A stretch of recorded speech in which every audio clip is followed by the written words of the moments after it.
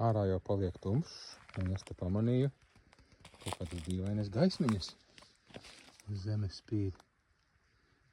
Es kaut ko tādu redzējuši, tādu kā punktiņi, dīvaini. Ļoti aizdomīgi punktiņi visur. Un pilna zeme ar tādiem. Kas tas varētu būt, kā jūs domājat?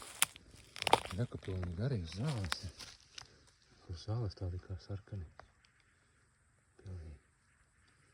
O, reku vēl. Reku vēlas. Vai jums ir kādas idejas, kas tas ir? Man ir viena ideja. Tas varētu būt lāzera līmeņa rādis, ko es varu redzēt tikai naktī, jo dienā spīdinot es neredzu līmeni. Un tagad naktī man vajag nozāģēt caurules, saku, nozāģēju, un tas muki iekrāsojas viss sarkans caurulē, ja ir līmenī. Te bišķi nav, bet tas nekas.